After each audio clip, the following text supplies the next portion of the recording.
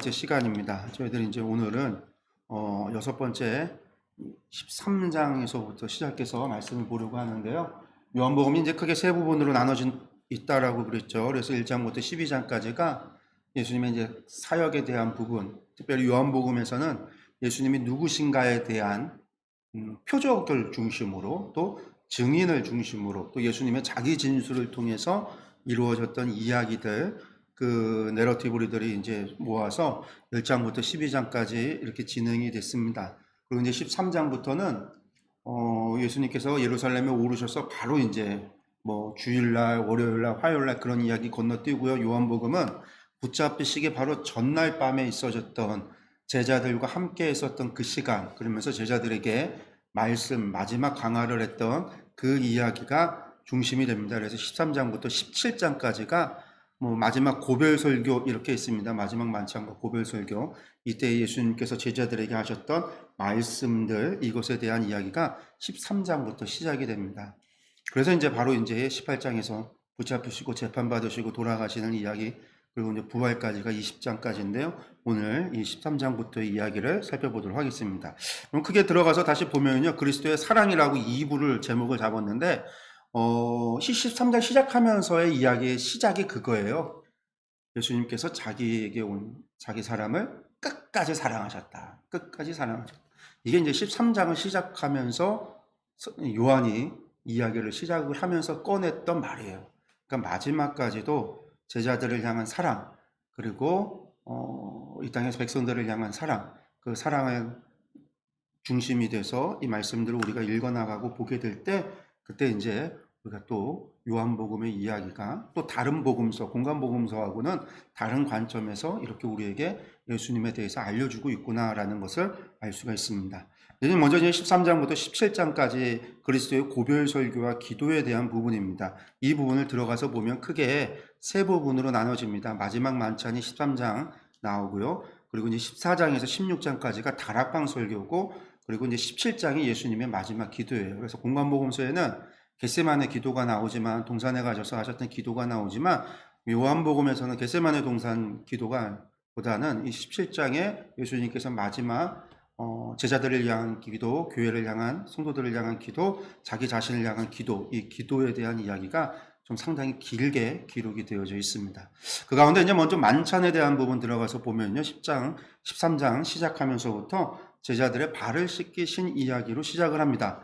예, 말씀 보면은요. 1절에 유월절 전에라고 기록하고 있습니다. 여기 보시면 요한복음하고 다른 공간복음서하고 차이점이 또 여기에 있어요. 뭐가 있냐면 다른 공간복음서에서는 예수님께서 붙잡히는 게 언제 붙잡히시냐면 최후의 만찬이 유월절 만찬이라고 표현을 합니다. 그래서 유월절 만찬을 하시고 언제 붙잡히셔요? 금요일날 붙잡으셔서 금요일날 돌아가시는 거죠.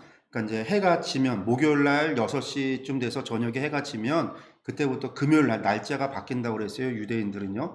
그래서 금요일날 밤이 되면 그 밤이 유월절 식사 만찬을 하는 시간이에요. 그래서 유월절을 보낸다는 거는 그 목요일날부터 유월절 양을 잡는 것부터 시작을 해서 금요일날 돼서 밤이 돼서 금요일날 날짜가 바뀌니까요. 금요일날 돼서 유월절 만찬을 해서 해가 뜨기 전까지 모든 음식을 먹어야 돼요. 그러면 그게 유월절을 보내는 거고, 그 금요일이 또 무교절 첫날이에요. 그러니까 금요일은 해가 뜬 무교절 첫날로 또 보내게 되는데, 공간복음서에서는 예수님께서 이 유월절 만찬을 최후의 만찬이라고 하시고 붙잡히셔서 돌아가신 것으로 되어져 있는데, 요한복음은 유월절 만찬이 아니라 유월절 준비일에 돌아가세요. 그러니까 최후의 만찬이 언제냐면 수요일 밤이에요. 수요일날, 우리식으로 하면 수요일날, 오늘이 수요일이잖아요. 오늘 이제 해가 지면 그때부터 목요일이죠. 해가 진 날 만찬이에요. 그래서 준비일 전날에 최후의 만찬을 하시고 준비일에 돌아가시는 거죠. 그래서 준비일에는 누가 죽어요? 원래 유월절 양이 준비일에 죽잖아요. 요한은 예수님께서 유월절 전날에 이 유월절 양을 잡는 준비일인 목요일에 돌아가셨다, 재판받고 돌아가셨다, 이렇게 기록을 하고 있습니다. 그래서 이제 요한은 처음부터 예수님을 뭐라고 소개를 했냐면 세상 죄를 지고 가는 어린 양을 보라 이렇게 이야기를 했어요. 그래서 예수님을 세상 죄를 지고 가는 어린 양으로 고백을 했고 진술을 했고 그 예수님께서 유월절의 양으로서 우리를 대신해서 돌아가셨다라고 하는 것이 요한이 우리에게 전해주고 있는 예수님에 관한 겁니다. 그래서 이제 복음서하고 공간복음서하고 날짜 개념이 달라요. 이게 이제 성경을 읽어보시는 분들 가운데 좀 자세히 보시는 분들은 이런 차이점을 좀 발견할 수가 있는데 어쨌든 6월절 시작하면서 6월절 전에 시작하면서 뭐라고 하시죠? 때가 이른 줄 아시고 요한복음에서는 때 얘기가 계속 나왔었죠. 때가 이른 줄 아시고 시작부터 내 때가 이르지 않았는데 가나오니 잔치에서 내 때가 이르지 않았는데 예수님 때가 이르지 않았는데 그 때가 뭐냐? 십자가에 달려 돌아가시는 거죠. 그래서 이때에 오면 이제 때가 이른 줄 아셨다라고 하면서 세상에 있는 자기 사람들을 사랑하시되 끝까지 사랑하셨다. 이게 13장을 시작하면서 요한이 말하는 이야기예요. 그러면서 또 반면에 2절에는 무슨 얘기가 있어요? 마귀가 벌써 시몬의 아들 가룟 유다의 마음에 예수를 팔려는 생각을 넣었다라는 거예요. 예수님이 끝까지 사랑하시는데 2절에는 가룟 유다를 얘기하면서 마귀가 벌써 예수님을 팔려는 생각을 넣었다라는 거죠. 생각을 넣었다라는 거는요. 가룟 유다가 예수님에 대한 불만을 갖게 했다라는 거예요. 생각을 넣었다라는 거거든요. 그래서 제가 이제 주요 오후 성경 공부 시간이나 예배 시간 여러 번 말씀을 드렸어요. 사단이 우리 가운데 와서 하는 것 가운데 뭘 하냐면 생각을 놓는 게 사단이 하는 거예요. 생각. 거짓이라고 하는 생각, 거짓을 만들어내는 거. 그래서 세상에서도 마치 진리가 아닌 것을 진리인 척 만드는 모든 거짓이 사단이 만들어내는 거짓이에요. 그래서 거짓의 압이라고 이야기하고 창세기 3장에서 타락 사건, 원죄 사건조차도 뱀이 여인에게 하와에게 먹으면 죽이겠다, 물겠다, 독을 갖다 뿜겠다 협박한 게 아니라 하나님께 대한 불만, 의심을 갖게 하는 생각을 넣었다라고 말씀을 드렸어요. 하나님은 우리에게 숨기는 게 있나 봐. 우리에게 말하지 않은 게 있나 봐. 먹으면 하나님과 같이 될 건데 이걸 속였나 봐. 하나님에 대한 불신의 생각을 넣는 거죠. 사단이 생각을 넣는 거예요. 성령님께서도 우리 가운데 뭘 주신다고 그랬어요? 생각나게 하신다고 그랬어요. 근심하게 하고 생각나게 하신다고 그랬어요. 이게 사도 요한이 우리에게 주셨던 메시지 가운데 하나예요. 보혜사 성령님이 오셔서 하시는 역사 가운데. 맞아요. 마귀가 우리 가운데 생각을 넣어요. 그건 예수님께 대한 불만이죠. 가룟 유다가 흔히 열심당원이었다라는 얘기들을 합니다. 독립운동하는 사람이었다는 거죠. 그래서 예수님께서 이 로마로부터 이스라엘을 독립시킬 것이다라고 하는 기대를 품었다가 예수님께 대한 그 모든 기대가 무너졌을 때 어떠한 무장봉기와 같은 독립운동에 대한 어떠한 메시지도 없고 그런 것을 볼 때 가룟 유다가 예수님께 대한 배신의 마음을 품었다. 근데 이제 요한은 또 그 얘기를 하죠. 그 베다니 마리아가 향유를 부었을 때 가룟 유다에 대한 얘기를 합니다. 가룟 유다는 이미 도적이었다. 지가 회계로서 이 제자 무리들이 가지고 있는 돈을 맡았었던 사람이지만 뒷구녕으로 도둑질했던 돈을 갖다 빼돌렸던 사람이 가룟 유다였고 도둑이었다라는 거예요. 그러니까 이미 처음부터 가룟 유다는 예수님께 대한 어떤 독립운동가로서 그런 것보다는 원래가 도둑이었다. 이게 요한의 증거였어요. 그러니까 자신의 욕망과 자신의 바람이 예수 그리스도 안에서 이루어지지 못하게 되니까 예수님께 대한 배신감, 배반의 생각을 갖게 된 거죠. 그래서 결국은 어떻게 해요? 예수님을 돈 받고 파는. 결국은 돈이 목적이었던 거예요. 어쨌든 반면에 예수님은 끝까지 이 끝까지 사랑할 때 자기 사랑에는요 가룟 유다도 포함이 되어져 있어요. 그래서 이 마지막 최후의 만찬 가운데 이 마지막 설교 가운데 예수님께서는 많은 부분을 가룟 유다에게 할애하고 있어요. 가룟 유다에게 기회를 줘요. 회개할 것을, 돌이킬 것을 내가 이미 다 알고 있다라고 하는 것을 갖다가 계속해서 은연중에 가룟 유다에게 보여주세요. 근데 가룟 유다는요 끝까지 배신을 하게 되는 거죠. 3절에 보니까 그 전에 저녁 먹는 중에라고 이야기합니다. 그러면서 예수는 아버지께서 모든 것을 자기 손에 맡기신 것과 또 자기가 하나님께로부터 오셨다가 다시 하나님께로 돌아갈 것을 아셨다. 이게 때가 됐다라는 거예요. 다시 돌아갈 때가 됐다. 이것을 알았다라는 거예요. 그러면서 만찬을 먹어요. 근데 이때 이 최후의 만찬이라고 할 때 뭐 보통 유월절 만찬이에요. 유월절 만찬이라고 이야기하잖아요. 근데 우리 이제 유월절 만찬하면 뭐만 알고 있냐면 유월절 어린 양 잡은 것을 먹고 무교병 누룩을 넣지 않은 그 부풀어 오르지 않은 빵을 먹는 우리 성만찬할 때 먹는 전병 있잖아요. 그런 걸 먹는 거예요. 맛이 하나도 없겠죠. 맛없어요. 맛없는 전병과 이 어린 양 고기를 먹는 게 저녁 유월절 만찬이라고 하는데 그것만 먹는 게 아니고요. 원래 그걸 먹으면서 이스라엘 사람들이 뭘 하냐면 이 유월절 만찬에 시편 114편부터 118편 시편 114편부터 118편을 할렐시라고 불리는데 이 할렐시를 낭독을 해요. 찬양을 하는 거예요. 음식을 먹으면서 밤새도록 하나님을 찬양하는 한마디로 밤새 집회를 하는 거예요. 이때 찬양하는 시들이 114편부터 118편이에요. 이 114편은 뭐냐면 출애굽했던 것을 노래한 거예요. 하나님께서 이스라엘을 애굽에서 구원하셨던 그 구원하셨던 결정적인 사건이 유월절이었잖아요. 그 역사를 노래하는 게 114편이에요. 115편부터는 하나님의 영광에 대해서 노래를 하고요. 하나님께서 도우시고 우리를 구원하셨음에 대한 간구, 이게 이제 할렐시라고 하는 114편부터 118편까지의 시들이에요. 우리가 이제 말씀들을 조금만 몇 절만 보면 이런 내용들이에요. 115편에는 여호와의 영광을 우리에게 돌리지 마옵소서. 우리에게 돌리지 마옵소서. 오직 주는 인자하시고 진실하심으로 주의 이름에만 영광을 돌리셔서 하나님의 이름만 영광 받으옵소서라는 찬양이고요. 117장은 어떻게 시작하냐면 너희 모든 나라들아 여호와를 찬양하며 너희 모든 백성들아 그를 찬송할지어다. 118편은 여호와께 감사하라 그는 선하시며 그의 인자하심이 영원함이로다. 뭐 우리가 이제 좀 익숙한 요절들이죠. 이런 것들이 이제 114편부터 118편까지의 시들이 이런 내용들의 시들이에요. 이 할렐시라고 불리는데 하나님을 찬양하는 할렐시라고 불리는데 6월절 기간 동안에 이런 찬양을 해요. 그러니까 하나님의 구원하심을 찬양하고 하나님의 영광을 다른 세상 그 무엇에게도 주지 말고 오직 하나님만 영광 받으시고 하나님만 찬양받아야 되고 하나님께만 영광. 이게 6월절 찬양의 내용이에요. 그런데 여기 자리에서 무슨 일들이 벌어지고 있어요? 우리가 알다시피 제자들 사이에서 어떤 일들이 벌어지고 있었죠? 하나님께 영광이 아니라 누가 예수님의 오른편에 앉을까? 누가 예수님의 왼편에 앉을까?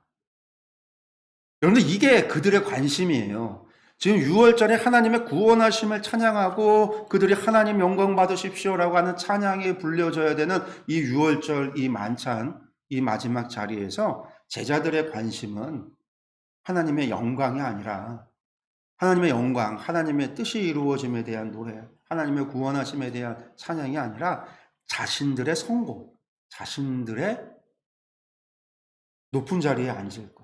남보다 이 12 제자들 사이에서도 서로 눈치를 보며 내가 누구보다 더 위에, 누가 오른편에 누가 왼편에 앉을까? 이것에 대한 관심이 제자들 사이에 있었다라는 거죠. 바로 그때 예수님께서 물을 떠오게 하셔서 제자들의 발을 씻기신 거예요.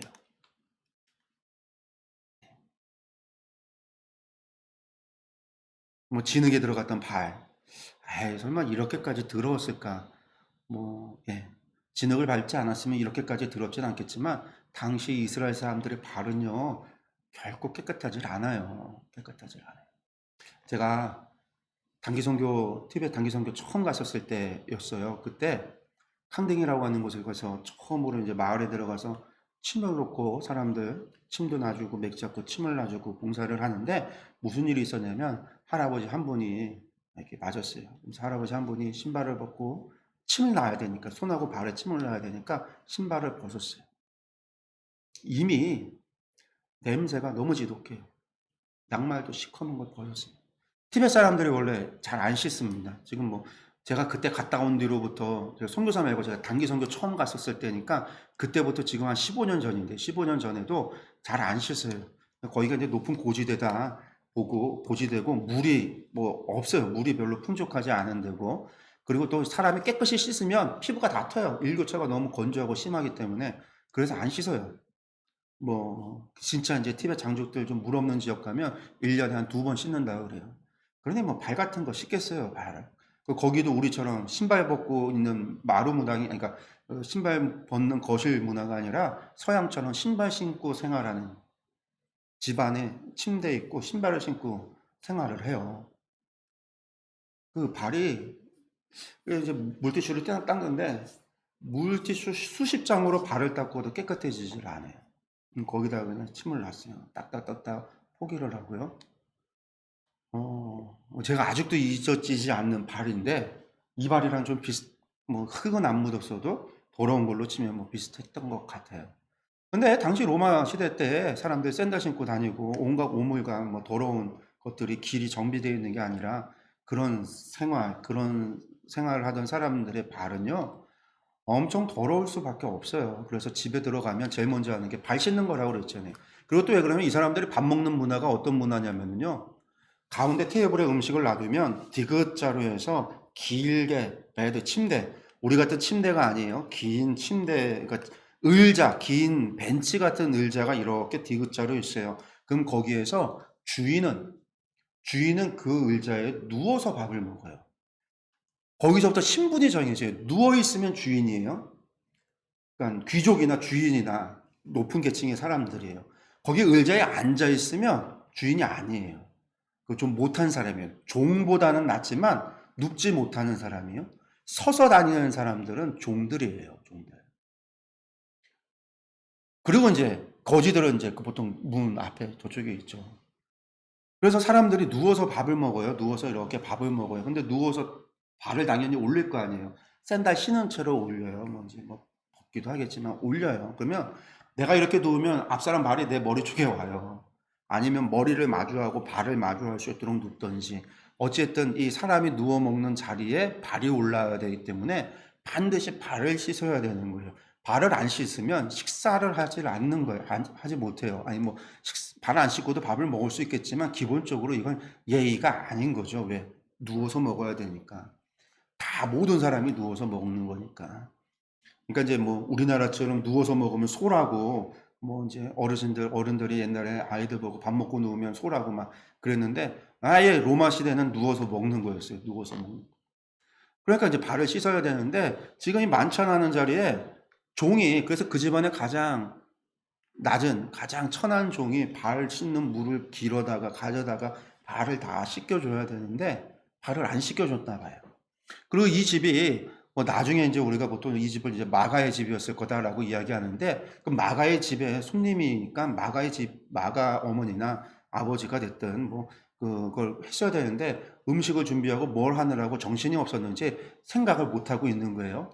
그러니까 이제 제자들도 당연히 발을 씻겨주겠지, 물 떠오겠지 생각을 하지만 아무도 그것에 관심을 갖지 않아요. 발을 씻어야 이제 밥 먹으려고 눕고 준비를 하는데 아무것도 안 한 거예요. 그러면서 제자들의 관심은 오로지 뭐만 생각해요?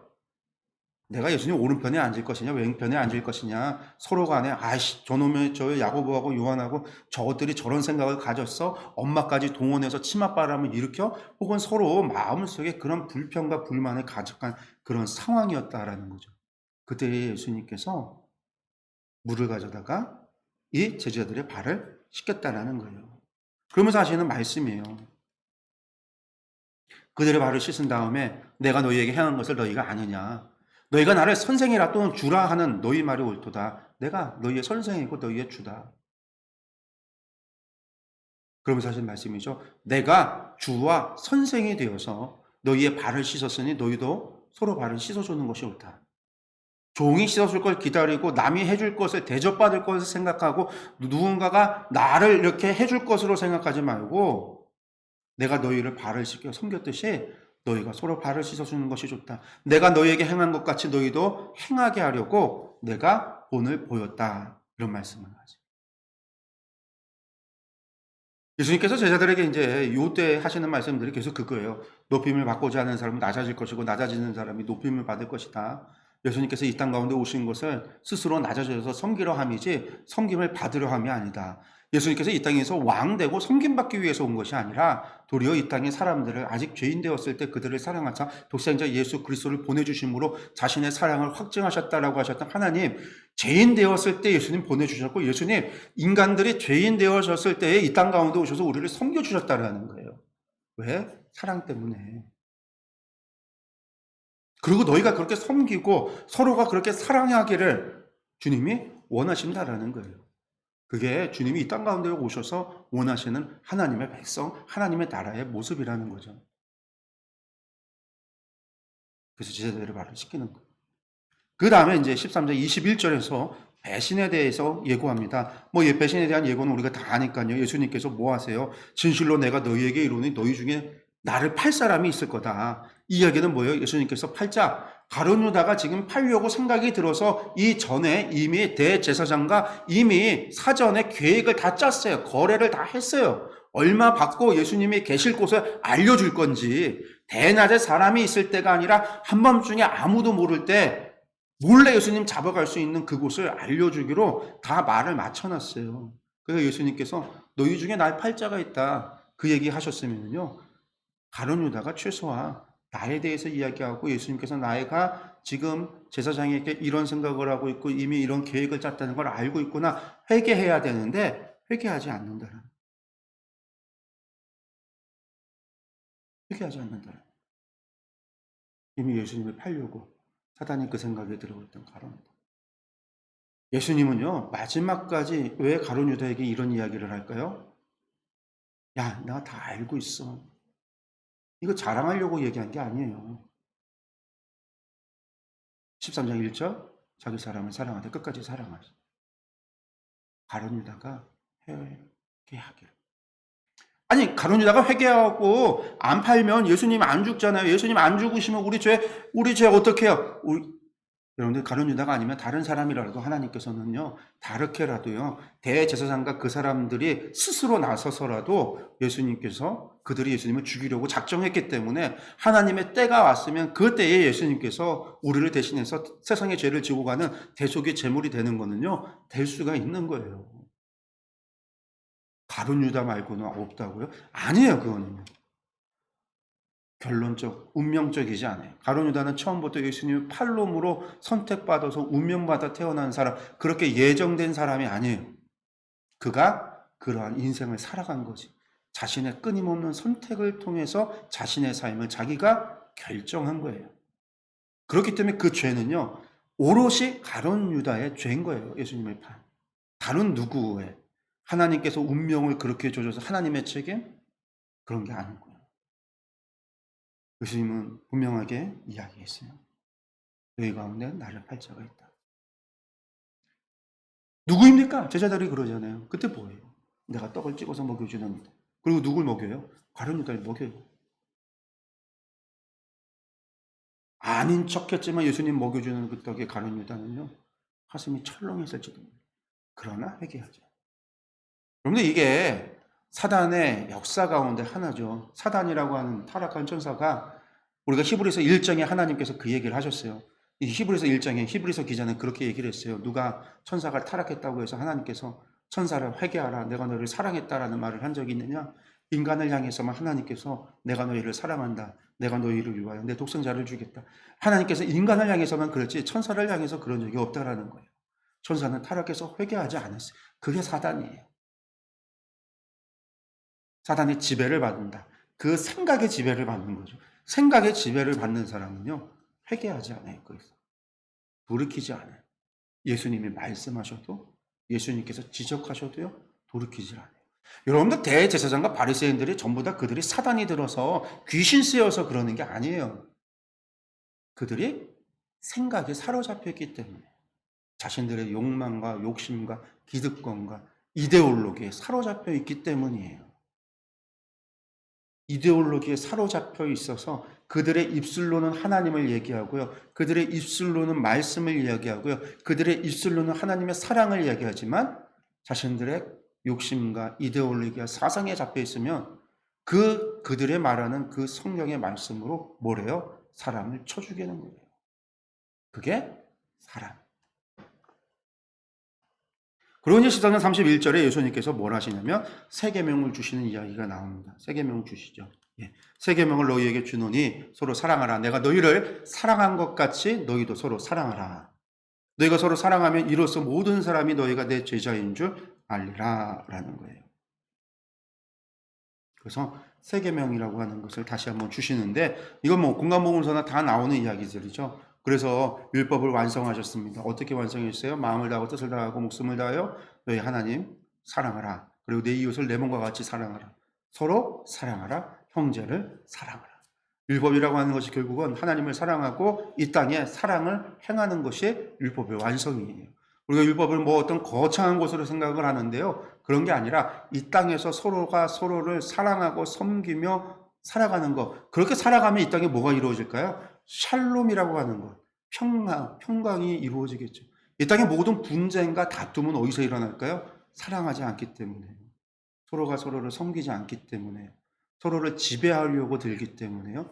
빼앗으려고 덤벼들기 때문에요. 남보다 위에 서려고 하기 때문에. 주님은 서로 사랑하라라고 말씀하셨다는 거.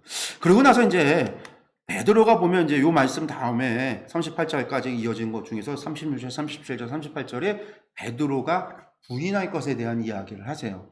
그래서 베드로가 주님 어디로 가시든지 주여 내가 가겠습니다 했더니 예수님께서 넌 날 따라올 수 없다라고 하면서 네가 다 울기 전에 나를 3번 부인할 거다. 이런 말씀이 요 13장 38절까지 오는 말씀 가운데 있어집니다. 네.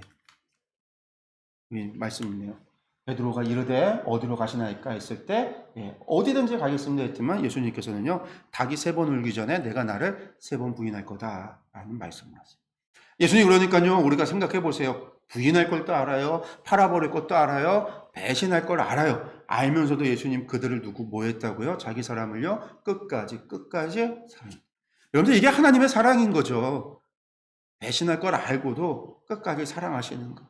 우리가 아직 죄인 되었다라는 얘기는요. 아직 죄인 되어졌다라는 얘기는 뭘까요?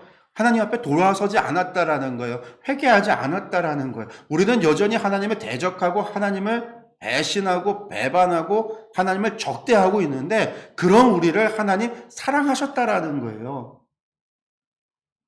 그 하나님의 사랑처럼 예수님의 사랑도 자기 사람 끝까지 사랑하십니다. 베드로의 부인도 알고 있었어요. 제자들의 배신도 알고 있었어요. 가룟 유다에 자신을 팔아넘길 것도 알아주셨어요. 그러나 그들을 사랑하시되 끝까지 사랑하셨다.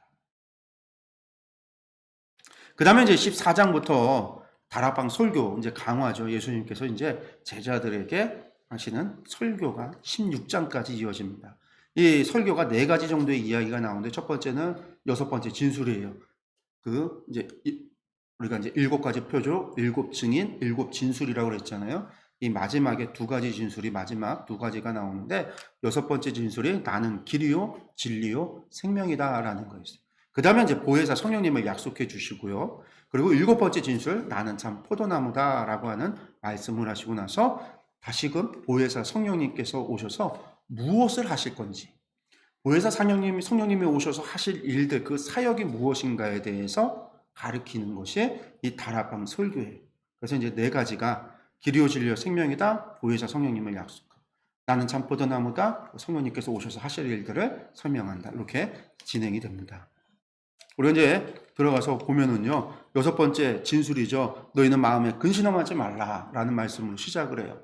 그러면서 하나님을 믿으니 또 나를 믿으라. 왜 근심하지 말라라고 하냐면 앞서의 이야기들이 근심할 말씀이었으니까요. 갑자기 제자들의 발을 씻기더니 내가 너희를 섬긴 것처럼 너희도 서로 섬겨라.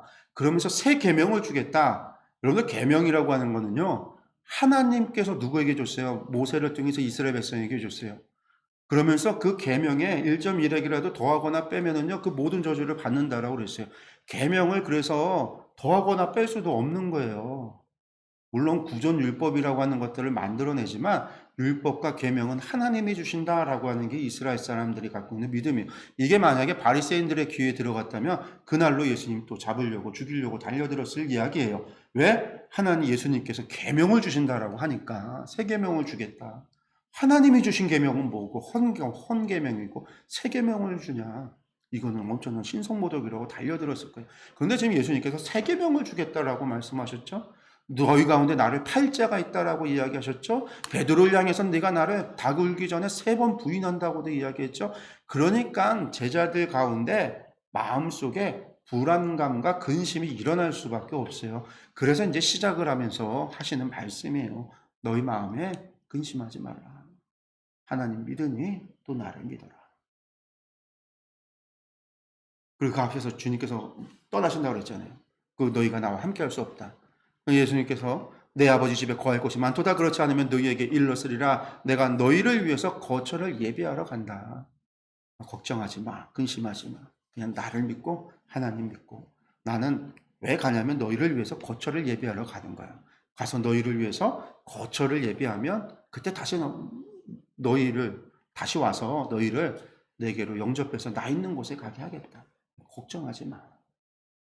그래서 내가 어디로 가든지 그 길을 너희가 아느니라 라고 이야기를 해요. 그래도 이제 도마가 묻는 거죠. 도마가 이르되 주여 주께서 어디로 가시는지 우리가 알지 못하고는 그 길을 어찌 알겠습니까? 왜요? 금방 무슨 얘기했으니까요. 길을 안다고 그랬잖아요. 다시 와서 내가 너희를 나로 영접하게 하고 내가 나 있는 곳으로 너희를 인도할 거다. 그럼 너희가 그 길을 안다 했더니 어디 가는지 모르는데 우리가 어떻게 알아요? 도마가 지금 묻습니다. 예수님께서 뭐라고 얘기하시냐면 길을 모른다고 하니까 예수님 말씀하시는 거예요. 내가 곧 길이요 진리요 생명이니 나로 말미암지 않고는 아버지께로 올 자가 없다. 내가 나를 알았으면 내 아버지도 알았을 것이다. 이제부터 너희가 그를 알았고 또 보았다. 여러분 예수님의 말씀은요. 뭐 여기서 서울 가는 길 찾아가는 그 길을 얘기하는 게 아니잖아요. 하나님께로 본향으로 가시면 예수님께서 하나님께로 가시고 다시 왔다가 우리를 하나님의 나라로 인도하신다. 그때의 그 길이라고 하는 것은 주 예수 그리스도를 통하여 하나님께로 나아갈 수 있는 길, 주님을 믿는 믿음으로 이루어지는 믿음으로 구원을 받는 그것에 대한 이야기였어요. 근데 그것을 이해를 못하니까 길이 어딘지 어디로 가는 길인지 그것을 묻고 있는 거죠. 그러니 예수님께서는요. 내가 길이요 진리요 생명이다. 나로 말미암자.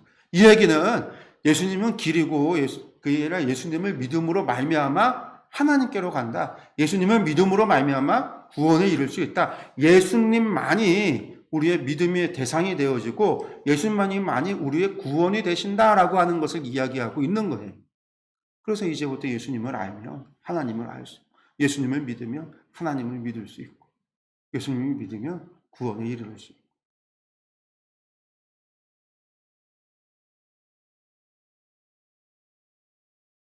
그래도 부족하죠. 빌립이 말해요. 빌립이 이번에는 이르되 주여 아버지를 우리에게 보여주옵소서. 그러하면 족하겠나이다. 말이 좀 어려운 거예요. 지금 우리야 말씀을 통해서 이 모든 과정을 알고 이해를 하니까 그렇지만 그 제자들은요. 이런 것들을 알지 못해요. 그냥 아버지, 예수님이 말씀하시는 아버지가 하나님이신지 긴가민가 하나님이신가 보다라고도 했다가도 또 아닌 것 같기도 하고 갔다 온다라고도 이야기하고 우리를 아버지에게로 인도한다라고도 하니까 육체의 아버지인지 혹은 이 아버지가 신적인 존재로서 하나님, 형상도 모양도 모습도 없는 하나님이지만 혹시나 이 이방 종교들이 말하는 신처럼 우리가 볼 수 있는 것은 아닌지 헷갈리는 거죠. 그러니까 빌립이 묻는 거예요. 좀 보여주십시오. 좀 보여주십시오. 그러니 예수님께서는요. 나를 본 자가 아버지 봤다. 너희가 나를 봤으면 아버지를 봤다. 그런데 어떻게 또다시 아버지를 보여달라느냐. 내가 아버지 안에 있고 아버지가 내 안에 계시는 것을 너희가 내가 믿지 아니하느냐. 내가 너희에게 이르는 말은 스스로 하는 것이 아니라 아버지께서 내 안에 계셔서 그의 일을 하는 거예요. 요한이 증거하는 거는요. 끊임없이 예수님은 누구시라고 증거해요? 하나님이시다. 말씀이 육신이 되어 이 땅 가운데 오신 예수님, 그분이 하나님의 형상이다라는 거죠. 그래서 예수님을 보면 하나님을 본 거고, 예수님을 만나면 하나님을 배우는 거고, 예수님의 말씀을 믿으면 하나님의 말씀을 믿는 것이고, 예수님을 믿으면 하나님을 믿는 것이 되어져. 그래서 믿음의 대상이 예수 그리스도이시다라고 하는 것을 요한은 우리에게 보여주고 있습니다. 그러면서 예수님 뭐라고 그래요? 제자들에게 아버지께서 내 안에 내가 너희 안에 아니, 하나님 안에 있는 것을 어떻게 믿을 수 있느냐? 야, 너희 못 믿겠으면 최소한 내가 행한 일, 그 표적들 그걸로 믿어라. 야, 이게 사람이 할 수 있는 일이냐? 하나님이 하시는 일이다. 라는 거예요. 못 믿겠으면 표적으로라도 믿어라. 내가 진실로 진실로 너희에게 이르노니 나를 믿는 자는 내가 하는 일을 그도 할 것이다. 나아가서 하는 이야기예요. 내가 행했던 표적들, 나를 믿는 자는 그들도 내 표적을 행했듯이 너희도 그 일을 행할 것이다. 그 표적을 행한다라는 거는요, 뭘 얘기하는 걸까요? 이적을 막 행사하고 나아가서 세상에서 막 그걸 한다는 게 아니에요. 이 땅에 하나님의 살아계심을 나타내는 증거로서의 표적을 행한다라는 거예요. 하나님의 살아계심의 증인이 된다라는 거예요. 말과 언어로 증인이 될 수도 있고요. 행동과 행함으로 나타날 수도 있고요. 이적과 기적으로도 나타날 수 있는 거예요. 그러니까 이것을 가져다가 우리가 믿으면 마치 그냥 무조건적으로 이적과 기적을 행하는 것, 이것이 하나님의 역사다. 순복음교회에서는 성령님이 우리 가운데 오신 거듭남의 증거가 뭐냐? 성령님이 우리 가운데 오시는 성령 세례의 증거가 뭐냐? 방언이다. 이렇게 이야기를 해요. 그래서 순복음은 전부 다 방언을 해야 된다라고 이야기를 해요. 방언을 해야지만 거듭난 사람이고 성령 세례를 받은 사람이고 성령이 임재한 사람이다. 이렇게 이야기를 해요. 성경에 어디 그런 얘기가 나와요? 어떤 사람은 방언, 어떤 사람은 통변으로, 어떤 사람에겐 예언으로, 어떤 사람에게는 신으로 각자의 직분을 따라서 은사가 주어지는 거예요. 그리고 은사는 뭘 위해서요? 교회를 위해서, 덕을 위해서. 하나님의 살아계심의 증거, 증인이니까 증인의 말을 확실하게 하기 위한 증거로서, 표적으로서 사용되어지는 게 은사예요.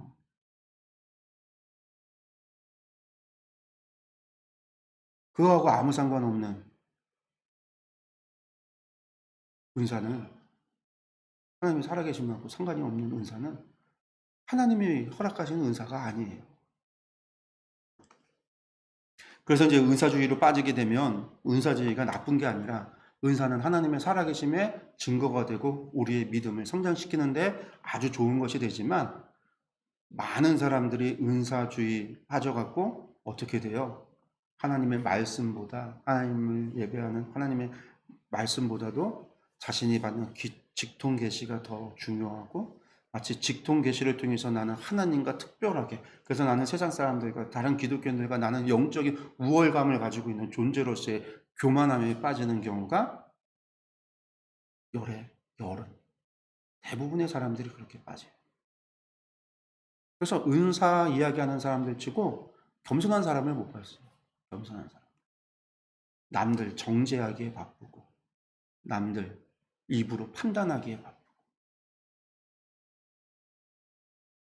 사랑으로 섬기라고 하는 것은요, 남을 정죄하고 판단하라는 게 아니에요.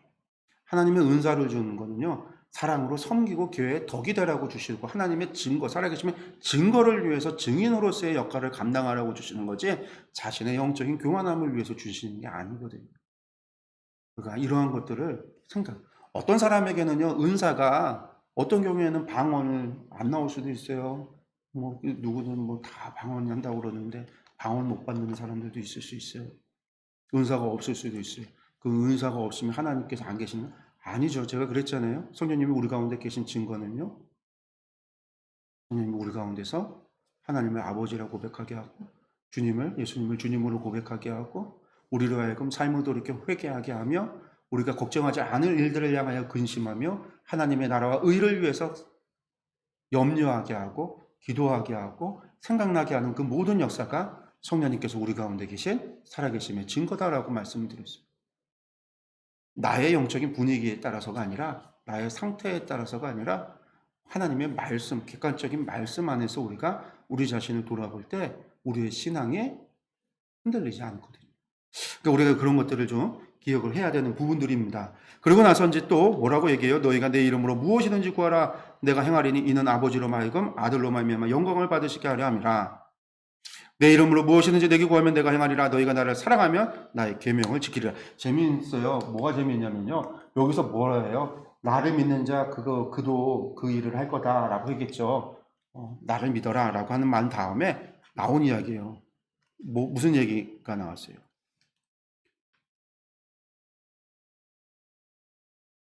내가 내 이름으로 구하면 뭐든지 행하게 하겠다. 요 앞절하고 이어지는 거예요. 너희가 내가 한 모든 일을 하겠다라고 하신 다음에 나의 이름으로 구하면 다 할 수 있다라는 거예요. 그리고 요 이야기가 나온 건 그 앞절의 문제 때문이에요. 그 원인은 뭐였어요? 나를 믿으라 하는데 너희가 못 믿고 있잖아요. 믿지 못하고 있단 말이에요. 그러니까 내가 행했던 표적, 내가 행한 일을 생각해서 그 표적을 보고 너희가 믿어라 이렇게 말씀하셨어요. 그런데 이걸로도 못 믿어요. 그러니까 너희가 내가 행한 일을 너희도 할 수 있다라고 말씀하시고, 그러면 너희가 믿겠느냐라는 거죠. 그러면서 어떻게 행할 수 있느냐? 나의 이름으로 구하면 행할 수 있다라고 말씀하시는 거예요. 여러분들, 이것은 내 이름으로 구해서 너희가 행하라, 그래서 너희가 이 땅에서 잘 먹고 잘 살아라 이야기하시는 게 아니에요. 도깨비 방망이 능력 주시는 게 아니에요. 너희가 믿지 못하기 때문에 표적으로서 주시는 것이고, 예수님이 이 땅 가운데서 행하신 일은 우리의 눈으로는 이적과 기적이 신기한 일이지만 하나님께 있어서는 그것이 신기한 일이 아니에요. 이적도 아니고 기적도 아니에요. 세상을 창조하신 분, 그 능력 앞에서 그것이 무엇이 대단한 일이에요? 아니에요.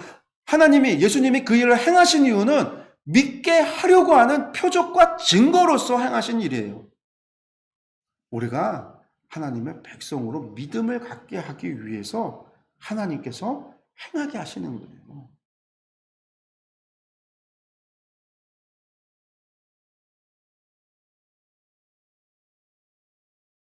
그리고 우리가 어떤 경우에는 아픈 일을 붙잡고 기도했더니 병이 고쳐지는 일들을 경험을 해요.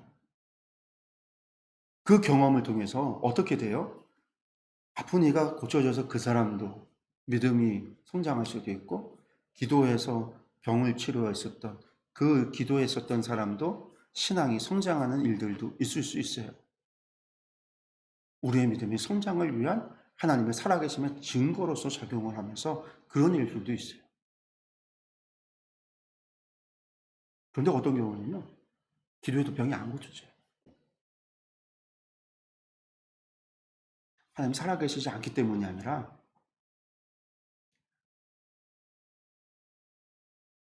내가 하나님을 믿지 않기 때문이에요.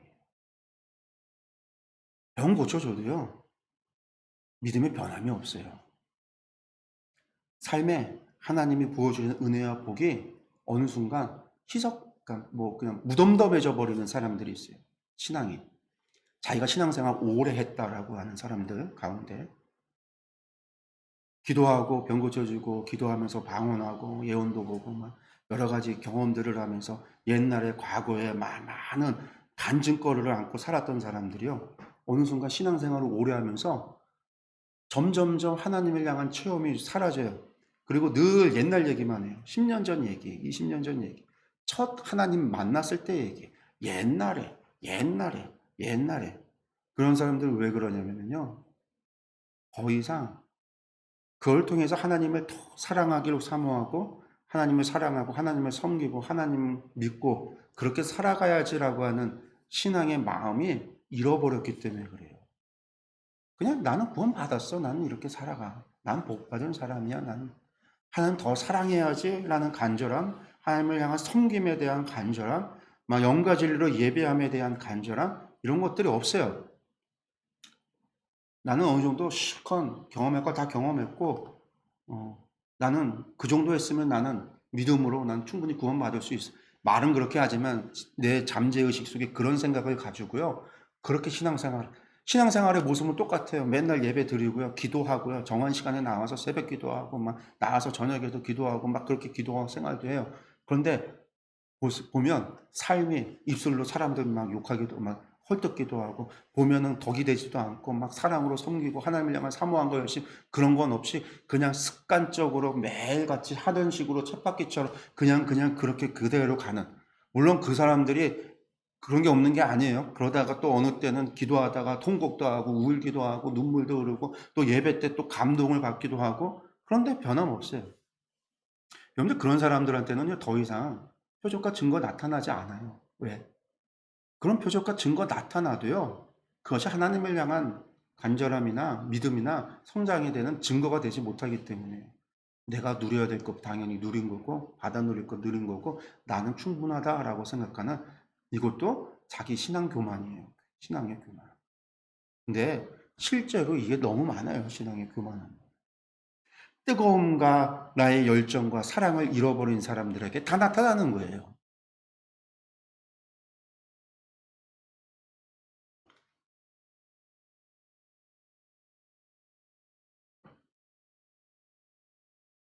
그 결론이 14절에 뭐예요? 내 이름을 물어주니 내게 구하면, 아니, 15절. 너희가 나를 사랑하면 나의 계명을 지켜라. 이 말의 결론이 이거예요. 이렇게 다 하라 해놓고 하신 말씀. 여러분들 하나님께서 행할 수 있는 일을요, 하나님을 향한 증거가 표적일 때 표적으로서의 행함이에요. 은사가 나를 위함이 아니라 교회를 위함이고 그의 나라와 의를 위함이고 하나님을 위함일 때 사용되어지는 거예요. 하나님을 살아계시면 증거가 될 때예요. 그리고 그것을 위해서 우리에게 요구되어지는 것이요, 하나님을 향한 사랑이에요. 끝까지 사랑하고 형제를 사랑하고 그 사랑 때문에 끊임없이 사랑으로 섬기는 그런 사람, 그런 성도들에게 있어서 하나님의 역사는 끊임없이 나타나는 거예요. 그 다음에 이제 14장 16절에 31절에 보혜사 성령님을 약속해 줍니다. 내가 아버지께 구하겠다라고 하면서 뭐 하게요? 보혜사를 너희에게 주사 영원토록 너희와 함께 하리라. 나는 너희를 떠났다가 나중에 다시 오겠지만 영원히 너희와 함께 하겠다. 보혜사를 통해서 하겠다라는. 그 보혜사가 누구라고요? 진리의 영이시다. 진리의 영.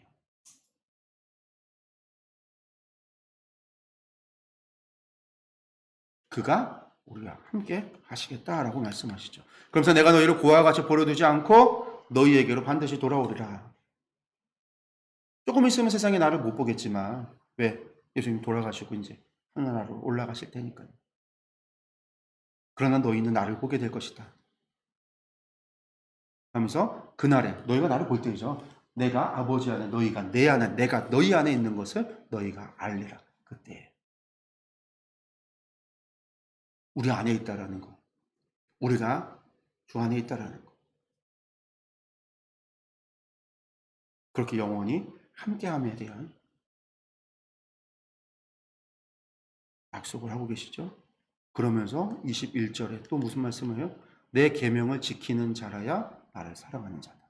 여러분들 예수님 사랑하는 사람이 어떻게 사랑하냐? 여러분들 예수님 사랑하는 거 어떻게 사랑하냐? 쉬워요. 주님의 계명을 지키면 돼요. 서로 사랑하라. 새 계명 주셨잖아요. 내가 서로 섬겨라. 내가 서로 사랑하라. 여러분들 계명을 지키면 그것이 주님을 사랑하는 거라는 거예요. 그래야 나를 사랑하는 자가 내 아버지께도 사랑을 받는다라는 거예요.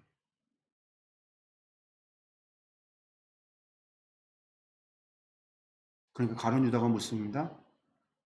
주여 어찌해서 자기를 우리에게 나타내시고 세상에 아니하려 하시나이까? 마지막에 또 묻는 거죠. 여러분들 이게 무슨 의미예요? 왜 우리에게는, 예수님 주여, 선생은 왜 주여 우리에게는 나타내시면서 이야기하시면서 왜 세상에는 아니하시렵니까? 이 얘기는 뭐예요? 왜 세상에 왕이 되려 하지 않습니까? 묻는 거예요.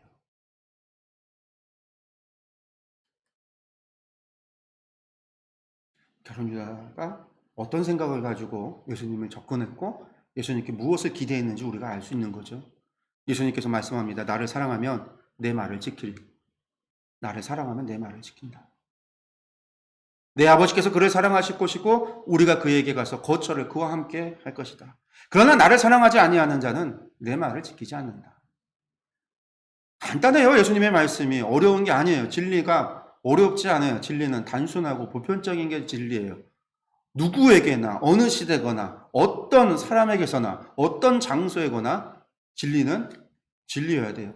그렇기 때문에 진리는 단순하고 보편이고 복잡하지 않아요. 예수님 말 지키는 사람이 예수님 사랑하는 거예요. 예수님의 계명을 지키는 것이 예수님 사랑하는 방법이에요. 여러분들 예수님 사랑하기를 원하세요? 예수님의 계명을 지키세요. 예수님 사랑하기를 원하세요? 예수님 말씀을 지키세요. 예수님 말씀 안 지키고 예수님 계명 안 지키면서 입술로 예수님 사랑한다. 거짓말이에요. 하나님 사랑한다. 거짓말이에요. 하나님의 계명을 지키지 않으면서 하나님 사랑한다. 거짓말이에요. 하나님 말씀을 따르지 않으면서 하나님 사랑한다. 이것도 거짓말이에요. 하나님 사랑하는, 어떻게 사랑하는가? 하나님 말씀을 지키고 하나님 계명을 지키는 거예요. 제가 여러 번 말씀드렸어요. 하나님은 우리를 사랑해서 독생자를 보내주시기까지 우리를 사랑하셨어요. 우리에게 자비와 긍휼과 은혜와 복을 우리에게 베풀어 주세요. 그럼 우리도 하나님 사랑한다고 우리도 똑같은 방법으로 하나님 앞에 우리의 독생자를 드리겠습니까? 미가서에서 그랬죠. 우리에게 가장 귀한 것을 내 몸의 난 씨를 하나님께 드릴까? 안 된다라고 그랬어요. 그게 아니라고 그랬어요. 천천만만의 순양의 기름을 드릴까? 아니라고 그랬어요. 인애와 공의와 하나님의 말씀을 계명을 지키는 거, 이게 하나님께서 원하시는 것이라고 그랬어요. 맞아요. 우리가 하나님 사랑한다고 우리의 가장 귀한 것을 하나님께 드리겠어요? 우리의 독생자를 하나님께 드리겠어요? 우리 하나님 사랑하니까 우리가 하나님을 긍휼히 여기고, 우리 하나님 사랑하니까 우리가 하나님에게도 좀 재물도 드리고 복도 드리고 축복도 빌어주고 우리가 하나님 앞에 그러겠어요? 아니요. 피조물이 하나님을 사랑해서 할 수 있는 일은, 우리가 하나님을 사랑해서 할 수 있는 일이 한 가지밖에 없어요. 하나님 말씀에 순종하는 거. 도대체 하나님 사랑한다고 하면서 뭘 하면서 하나님 사랑한다고 하는 거죠? 거짓말인 거죠. 순종이 아닙니다. 하나님의 계명도 안 지키고 하나님 말씀도 지키지 않으면서, 예수님의 말씀도 지키지 않고 예수님의 계명도 지키지 않으면서 예수님을 사랑한다? 거짓말이에요. 믿는 척 종교인으로서의 인구 조사인가요? 그거 할 때 종교조사 하잖아요. 그 종교조사에 기독교인이라 쓸 수 있을진 모르지만 하나님 앞에 저는 그리스도인이었습니다, 성도입니다 라고 말하는 것은 거짓말이에요. 그렇게 하면서.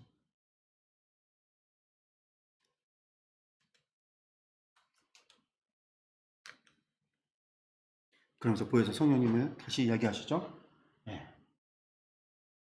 내가 아직 너희와 함께 있어서 이 말을 너희에게 한다 하면서 보혜사고, 아버지께서 내 이름으로 보내실 성령님, 그러니까 보혜사가 도우실 분, 이 보혜사가 성령님이셨구나. 그 성령님께서 그가 너희에게 모든 것을 가르치고 내가 너희에게 말한 모든 것을 생각나게 하리라. 여러분들, 이게 제가 얘기한 게 아니라 예수님이 하신 말씀이에요. 성령님께서 우리 가운데 오셔서 하시는 일이 무엇이라고요? 생각나게 하시는 일이에요. 무엇을요? 내가 너희에게 가르치고 너희에게 말한 모든 것, 주님의 말씀을 생각나게 하시는 것. 여러분들, 예수님의 말씀이 생각나게 하는 이유는 뭘까요? 예수님 말씀을 통해서 예수님 믿으라고 생각나게 하시겠죠. 또 한 가지 있어요. 뭐 하라고 생각나게 할까요? 예수님 말씀을 순종하라고, 예수님 말씀 지키라고 생각나게 하는 거예요. 예수님 사랑할 방법을 알게 해주신다는 거예요. 내가 주님을 사랑해서 무엇을 할까요? 생각나게 하신다는 거예요. 15장에서는 7번째 진술입니다. 나는 참 포도나무예요. 우리가 너무나 잘 아는 말씀이에요.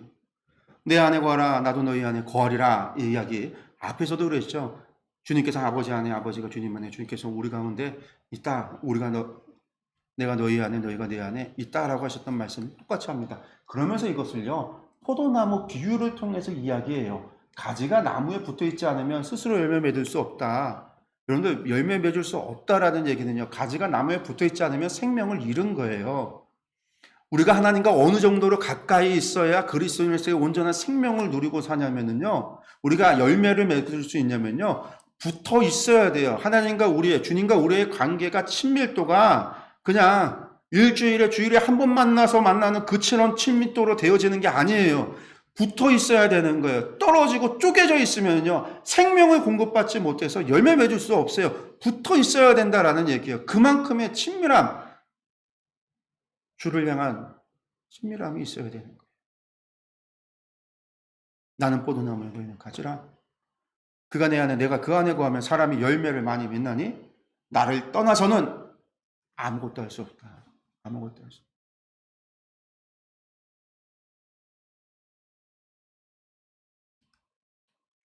그러면서 내 안에 사람이 거하지 않으면 어떻게 된다고요? 밖에 버려져서 마른다. 죽어간다라는 거예요. 그렇게 죽으면요, 사람들이 끌어모아 불사르듯이 그렇게 인생을 끝마치게 된다라는 얘기죠. 너희가 내 안에 거하고 내 말이 너 안에 거하면 무엇이든지 원하는 대로 구하라. 그리하면 이루리라. 여러분들, 여기서 또 다 잘라놓고 원하는 대로 구하라. 그리하면 이루리라. 이게 지금 예수님께서 우리에게 도깨비 방망이 주면서 우리의 소원을 이루라, 소원을 말해봐, 이거 얘기하는 게 아니잖아요. 이 지금 말씀이 이거 지금 비장한 말씀이고요. 예수님이 하시는 말씀들이 마지막 순간, 마지막 죽기 직전까지 예수님에 대해서 아무것도 알지 못하고 지금 오해하고 있고 여전히 자신들의 욕망을 갖다가 예수님 앞에 투영하고 있는 그 제자들에게 하시는 예수님의 말씀이에요. 너희가 내 안에 거하고 내 말이 너희 안에 거하며. 내 말이 너희 안에 거한다는 건 뭐예요? 하나님의 예수님의 말씀이 우리 안에 거한다라는 것. 그 말씀이 어떤 말씀들이에요? 우리가 따라서 지키고 살아가야 되는 말씀이에요. 이 말씀은 우리가 예수님을 사랑하는 유일한 방법이에요. 우리가 이 말씀을 지켜 행함으로 예수님을 사랑할 수 있다라는 것. 유일한 우리가 주님을 사랑할 수 있는 사랑의 방법이에요. 그 말씀이 우리 안에 거할 때에 원하는 대로 거라는 거예요. 무엇이든지. 그러면서 너희가 열매를 많이 맺으면 내 아버지께서 영광을 받을 것이고. 여기에서의 열매라는 게 이 땅에서의 성공을 얘기하는 게 아니죠. 이 땅에서의 성공. 이 땅에서의 성공 얘기하는 게 아니에요.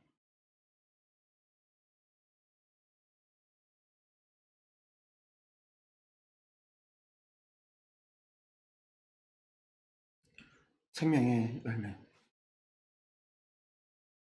생명의 열매. 영혼의 열매.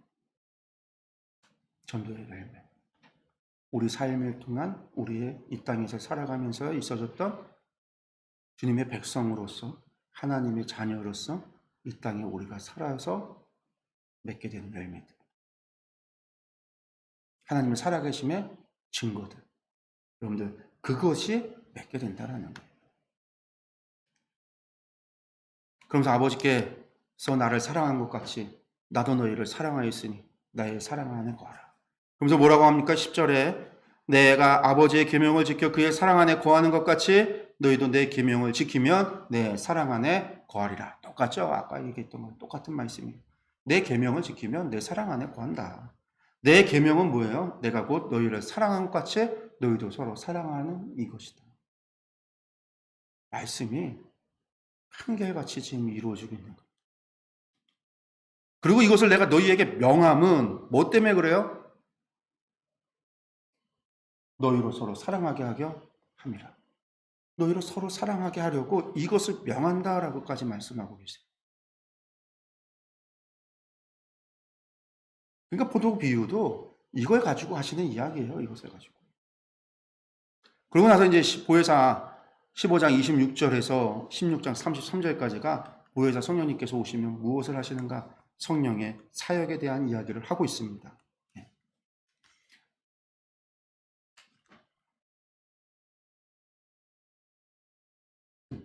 첫 번째, 성령님이 오시면 뭐 한다고요? 성령님께서 나를 증언한다. 나도 너희도 처음부터 나와 있었으므로 나를 증언하지만 성령님이 뭘 한다? 예수님을 증언한다. 다른 말로 얘기해서 예수님께서 그리스도이심을, 하나님의 아들이심을, 말씀이 육신이 되어 우리 가운데 오신 하나님이시라는 사실을 성령님이 증언해요. 어떻게 증언한다라는 거예요? 우리 마음에서 생각나게 하신다라는 거예요. 그것을 믿고 안 믿고는 누가 결정할까요? 우리가 결정하는 거죠. 그 증언을 듣고 믿을 건지 말 건지. 성령님께서 우리 가운데서 예수님께서 그리스도이심을 생각나게 하시는 거예요. 주를 그리스도로 알게 하고 주를 메시아로 하나님의 아들로 말씀이 육신이 되어 이 땅 가운데 오신 성자 하나님으로 우리가 믿어지게 되는 것. 성령님의 첫 번째 사역이라는 겁니다. 두 번째 또 뭐 하냐면요. 보혜사가 우리 가운데 와서 뭐에 대해? 죄에 대해서, 의에 대해서, 심판에 대해서 책망한다라는 거예요. 책망 어떻게 해요? 성령님께서 판단하고 소리치고 하는 게 아니에요. 성령님께서 우리 가운데 오셔서 생각나게 하시는 거예요. 죄에 대해서 생각나게 하시는 거예요. 의에 대해서 생각나게 하시는 거예요. 심판에 대해서 생각나게 하시는 거예요. 근심하게 하는 거예요. 우리의 삶의 모습을 잘못됐다 이야기하는 거예요. 우리가 양심이라고 이야기하는 것이 있어요. 맞아요. 양심도 인간을 하나님께서 인간을 하나님의 형상으로 만들었기 때문에 인간을 하나님의 형상으로 만든 것 가운데 도덕적 형상이라고 하는 게 양심이에요. 인간이 타락하고 이 원죄로 말미암아 타락했음에도 불구하고 이 양심이 완전히 사용할 수 없는 것처럼 완전히 무너진 게 아니라 그 양심도 타락으로 오염되어졌지만 그럼에도 도덕적 양심이 남아있기 때문에 보편적인 도덕률이라는 게 세상에 존재해요. 그게 뭐예요? 사람을 죽이면 나쁘다라는 거, 양심이에요. 도덕률이라는 거예요. 사람의 마음속에 있는 양심이 존재하기 때문에 하나님의 형상을 따라서 만들었기 때문에 사자가 동물을 잡아먹은 것을 양심에 따라서 사자가 가책을 느끼지 않아요. 양심이 그런 도덕률이 없어서 인간은 그런 도덕률이 양심이 하나님의 도덕적인 형상을 따라 만들어졌기 때문에 그런 게 존재하는 거예요. 그래서 우리나라에서만 사람 죽이면 양심의 가책을 느끼고 죄라고 느껴지는 게 아니라 저 북한에 가서도 사람 죽이면요 죄가 되는 거예요. 중국에서도 사람 죽이면 죄가 되는 거예요. 거짓말하면 죄가 되는 거예요. 이게 양심이라는 게 있는데 양심 너머에 성령님께서 우리에 대해서 죄에 대해서 이야기하시고 근심하게 하시는 거 양심 너머에. 그래서 양심은 우리를 반성하게 하지만 회개하게 하진 않아요. 회개는 대상이 있을 때 하는 게 회개예요. 성령님은 우리로 하여금 회개할 수 있도록 근심하게 하고 생각하게 하세요. 죄를 깨닫게 하세요. 그러면서 설명하십니다. 죄에 대해서는 뭐냐? 네, 구체적으로 이야기하는데 나를 믿지 않는 것. 예수님 믿지 않는 게 죄라는 거예요. 맞아요. 요한복음 처음부터 그랬어요. 주님께서 이 땅 가운데 오셨는데 믿지 않았다. 그로 말미암아 이미 심판이 되어졌다. 믿지 않는 자는 믿지 않음으로 말미암아 심판받았다라는 이야기를 이미 앞에서 이야기했어요. 주님을 믿지 않는 것, 죄에 대해서.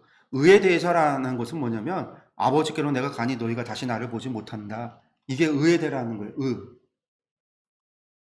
주님을 다시 보지 못함이 의에 대한 것이고 심판에 대한 것은 이 세상 임금이 심판을 받았다. 이 세상 임금이 누구예요? 이 세상의 왕이 세상의 공중권세 잡은 자 사단이 심판받았음. 이것을 성령님께서 우리 가운데 오셔서 알게 하신다라는 거죠. 더 이상 사단이 지배하는 세상이 아니라 이 땅의 공의라고 하는 것이 무엇이냐? 주님이 공의 우리의 죄를 사함 받았다는 게 예수 그리스도로 말미암아 이루어졌다라는 게 주님으로 말미암아 이루어진 것.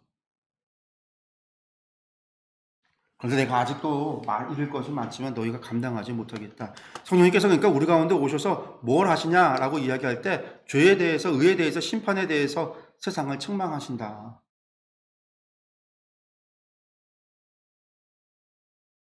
다 예수님. 예수님 믿지 않은 것, 죄. 예수님 죽였잖아요. 의에 대하여. 세상을 책망해요. 예수님을 죽임으로 말미암아 예수님께서 죽으시고 돌아가셨어요. 그리고 부활하시고 승천하셨어요. 하나님이 이 땅에 세운 공의는 예수 그리스도 안에서 이루어진 거예요. 그런데 세상이 예수님을 거부했다. 심판, 이 땅의 세상의 모든 것이 심판받다. 이것을 책망하는 게 성령님의 역사다라는. 그러면서 뭐라고 그래요? 진리의 성령이 오시면 그가 너희를 모든 진리 가운데 인도하시리니 그가 스스로 말하지 않고 오직 들은 것을 말하며 장래일을 너희에게 알리시리라. 성령님께서 오시면 우리 가운데 스스로 말하지 않는다, 들은 것을 말한다. 이 얘기는 무엇이냐면요. 성령님이 오셔서 하나님의 말씀, 예수님의 말씀을 우리에게 알려주신다, 생각나게 하신다라는 거예요. 그러니까 우리가 민감하게 반응해야 되는 것 가운데 하나가요. 우리 가운데 나오는 생각들, 이 생각이 어디에서 출발하고 누가 얘기하는 것인가에 대해서 우리가 분별할 수 있어야 돼요. 기도하다 보면 생각날 때가 있어요. 갑자기 누군가가 생각날 때. 기도를 방해하는 생각이 아니라 이거는 해보면 알아요. 그런 것들을 체크해 두시고 성령님이 우리에게, 그러니까 사단이 우리에게 야 너는 좀 교회 봉사 좀 해, 이런 생각 주시지 않는다고 그랬잖아요. 성령님의 생각과 세상이 주는 생각이 다르고요. 사람이 주는 생각이 달라요. 내가 좀 사람 앞에서 뽐내고 뭐 하려고 뭐 좀 해볼까 이런 생각하고 전혀 달라요.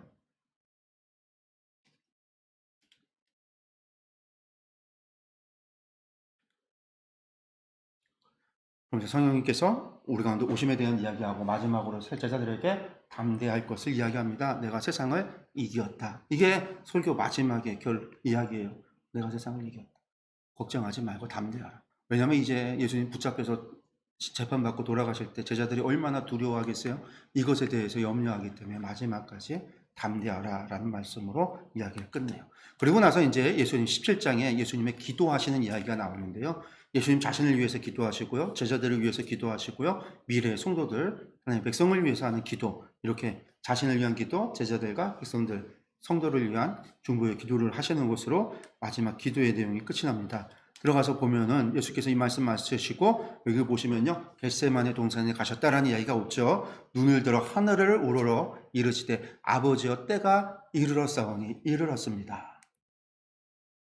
여기서 보면 이제 그게 차이가 나요. 공간복음에서 주여 하나님 이 잔을 내게서 옮기시옵소서. 땀방울이 핏방울이 되도록 죽음의 고통에 두려워하며 그런 이야기가 없는 거죠. 그때도 말씀드렸지만 예수님께서 죽음의 고통에 두려워서가 아니라 이 방법 외에 구원에서 열애되고 빠져나가는 그 모든 사람들을 구원할 또 다른 방법, 그것에 대한 질문인 거죠. 여기서는요, 영화롭게 하소서, 아버지를 영화롭게 하소서. 아버지께서 아들에게 주신 모든 사람에게 영생을 주시게 하려고 만민을 다스리는 권세를 주셨음입니다. 그래서 나를 영화롭게 하소서. 그 권세로 뭘 하신다는 거예요? 십자가에 달려 돌아가시겠다라는 거죠. 우리의 죄를 사하여 주시겠다라는 거예요. 그러면서 영생은 곧 유일하신 참 하나님과 그의 보내신 자 예수 그리스도를 아는 것입니다. 그러면서 나를 영화롭게 하소서. 마지막까지 나를 영화롭게 하소서. 아버지와 함께 하나님도 영광 받고. 그러니까 예수님께서 우리가 그래서 그런 얘기를 해요. 주님 이 땅에 오셨을 때 주님 이 땅에 왜 오셨는가라고 할 때 하나님의 영광을 위해서 하나님을 영화롭게 해드리기 위해서 오셔서 십자가에 지셨다. 예수님도 하나님의 영광을 위해서 사셨다라는 거예요. 우리가 예수님은 이 땅에 죽으러 오셨다, 자살하러 오셨다라고 이야기하는 경우가 있는데 그게 아니라 예수님 우리를 위하여 죽으러 오신 게 아니라 하나님의 영광을 위해서 오셨고 하나님을 영화롭게 하기 위해 오신 거예요. 그 하나님을 영화롭게 하는 방법이 십자가에 달려 돌아가시는 방법이었기 때문에 그것을 하셨던 거예요. 예수님도 하나님의 영광. 인간도 그래서 하나님을 영화롭게 하는 것이 사람의 본분이에요. 그 다음에 제자들을 향한 기도를 하십니다. 6절에서 19절입니다. 세상 중에 내게 주신 사람들에게 내가 아버지의 이름을 나타내었나니 그들은 아버지의 것이었는데 내게 주셨으며 그들은 아버지의 말씀을 지켰나이다. 이렇게 이제 기도를 시작을 하시죠. 그러면서 저들을 어떻게 해요? 중보하십니다. 다만 악에 빠지지 않게 보존하여 주옵소서. 그들을 진리로 거룩하게 하옵소서. 제자들을 향한 기도였습니다. 또 어떻게 해요? 그들도 진리로 거룩함을 얻게 하려 함입니다. 뭐라고 하세요? 아버지께서 나를 보내신 것처럼 나도 그들을 세상에 보냈습니다. 그들을 위하여 내가 나를 거룩하게 하오니 그들도 진리로 거룩. 마지막까지 무엇을 원하신 거예요? 제자들이 거룩하기를요. 거룩하다라는 것은 항상 거룩하다라는 얘기는 나오면요. 그걸 생각을 해야 돼요. 레위기를. 하나님께서 내가 거룩하니 너희도 거룩하라. 이게 하나님께서 원하셨던 거잖아요. 예수님께서 제자들에게 바라시는 것, 거룩하길 원하시는 것. 하나님의 백성으로서의 거룩함. 그러니까 구약이나 신약이나 우리가 하나님 앞에 거룩해야 돼요. 거룩한 삶을 살아야 되고 거룩해져야 된다라는 것은요. 변함이 없어요. 변함이. 말씀을 지켜 행함으로 하나님의 말씀에 순종함으로 하나님께서 거룩하게 이스라엘을 하셨다고 한다면 오늘날은 우리가 예수 그리스도를 믿음으로 그 믿음으로 우리를 거룩하게 하시는 거예요. 근데 믿는다는 게 뭐예요? 그냥 입으로만 믿는다? 아니요. 믿는다는 게 뭐예요? 그의 말씀을 지켜 행하는 것이 믿는 것이에요.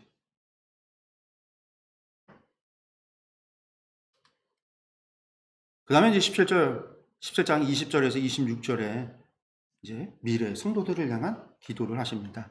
내가 비옵는 것은 이 사람들만 위함이 아니라 제자들만이 위함이 아니라 그들의 말로 말미암아 나를 믿는 사람, 이들의 말을 통해서 이들의 증거를 통해서 앞으로 나를 믿게 될 사람들 그들을 위해서도 제가 지금 기도합니다라는 이야기죠. 그러면서 뭐라고 해요? 내가 그들 안에 있고 아버지께서 내 안에 계시어 그들을 온전함을 이루어 하나가 되게 하려 하면 아버지께서 나를 보내신 것과 또 나를 사랑하신 같이 그들도 사랑하신 것을 세상으로 알게 하려 함이로소이다. 이 세상으로 하나님께서 세상을 사랑하셨다라는 것을 알게 하고자. 하나 되게 하소서라는 기도를 하죠. 나를 사랑하신 사랑이 그들 안에 있고 나도 그들 안에 있게 하려 함입니다. 미래의 성도들에게 예수님은 떠나시잖아요. 이제 부활 후 죽으시고 부활하시고 승천하셔서 세상을 떠나시잖아요. 하나님의 보좌의 우편에 서 계시잖아요. 그리고 이 땅에 이제 이들의 예수님께서 보내신 제자들의 증언을 통해서 예수님을 믿게 될 그들은 그들에게는 예수님을 보고 경험하고 말씀을 들을 아무런 경험도 할 수 없지만 그들에게도 동일하게 함께하고 있음을, 그들을 사랑하고 있음을, 그들과 사랑으로 하나 되고 함께하고 있음을 알게 하시고 믿게 하시고 그들이 그것으로 말미암아 하나님의 백성이 되어질 수 있도록 하옵소서라는 기도예요. 그래서 앞으로 미래 이제 사도들의 증언을 통해서 교회를 이루어갈 모든 성도들을 위한 기도의 제목. 그리고 기도의 제목의 내용의 가장 중요한 것은 하나 되게 하라는 거죠. 그 교회가 아버지와 아들이 하나인 것처럼 주와 우리가 하나가 되어 있어요. 그래서 교회는요, 사도 바울은 뭐라고 그랬어요? 예수님이 교회의 머리가 되시고 우리는 몸된 지체다라는 거. 교회는 따로 떨어져 있고 흩어져 있을 수는 있어요. 다른 교회 지역마다 다를 수는 있어요. 그러나 그 모든 교회는요, 하나의 교회예요. 하나님의 교회. 그래서 그 안에서 서로 사랑하죠. 섬기고 맡은 바 사명에 충성하고 살아가야 된다는 것이죠. 여기까지가 17장까지가 마지막 만찬에서 있었던 이야기입니다. 저희가 이제 다음 주에 다시 18장부터 해서 순환과 부활에 대한 이야기를 듣겠습니다. 오늘 마지막 만찬, 오늘 이야기 속에 시작하면서 처음 이야기했던 것, 자기 사람을 사랑하시되 끝까지 사랑하셨다. 그 사랑 때문에, 그래서 13장 전체, 13장부터 17장까지 이야기 전체의 주제는요, 사랑이에요, 사랑. 내가 너희를 사랑한 것 같이 너희도 너희를 사랑하라. 내가 새 계명을 주노니 너희가 서로 사랑하라. 내 계명을 지키는 것이 너희가 나를 사랑하는 것이고 내 말을 지키는 것이 너희가 나를 사랑하는 것이고 그것이 성령님께서 우리 가운데 오셔서 행하시는 일이다. 오늘 우리에게도 예수님 말씀하시는 겁니다. 내가 나를 사랑하기를 원하면 내 계명을 지켜 행하라. 너희가 서로 사랑함으로 내 말을 지킴으로 나를 사랑하라. 이게 예수님께서 하신 말씀이다라는 사실을 기억하셨으면 좋겠습니다. 기도하겠습니다.